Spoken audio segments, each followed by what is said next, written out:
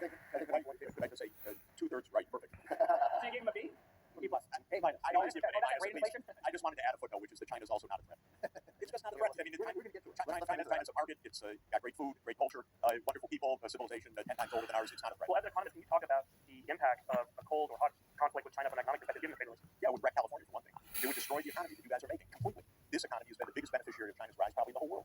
So it's crazy. Maybe if you're really worried about whether a worker in Ohio has a particular job on a particular assembly line, then you can be anti-China. If you're worried about the tech industry, about California, about peace in the future, you can be pro-China. That's all. So why has it become so universal to assume that we are already in a state of conflict with China on not just party lines, but like almost any spectrum you could kind of like consider? Because John said it exactly right, and he predicted it better than anyone in the whole world in 2001. He said, when China becomes large, we're going to have conflict, because that's John's theory. And it's right as a description of American foreign policy, that we are for power, they are big, therefore they're an enemy. They're an enemy of our aspiration for global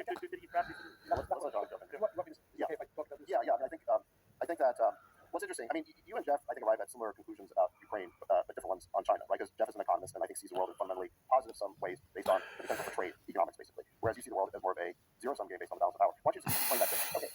It is very important to emphasize, as David was saying, that Jeff and I agree on all sorts of issues, including Ukraine and Israel-Palestine, but we disagree fundamentally, as he just made clear, on China. And let me explain to you why I think that's the case, and then Jeff can tell you why he thinks I'm wrong.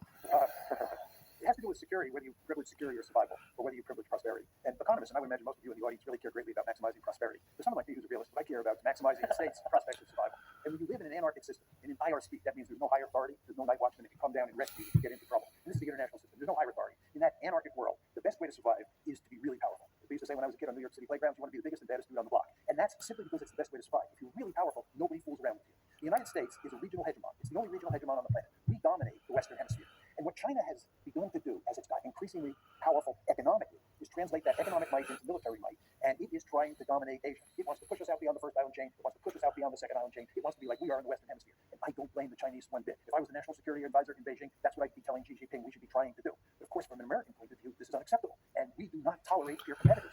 We do not want another regional hegemon on the planet. In the 20th century, there were 4 countries that threatened to become regional hegemons like us: Imperial Germany, Imperial Japan, Nazi Germany, and the Soviet Union. The United States played a key role in putting all 4 of those countries on the scrap heap of history. We want to remain the only regional hegemon in the world. We are a ruthless great power. We never want to lose sight of that fact. And the end result of this is you get an intense security competition between China and the United States, and it revolves around the concept of security, not prosperity. So if I do this very quickly, so what you see beginning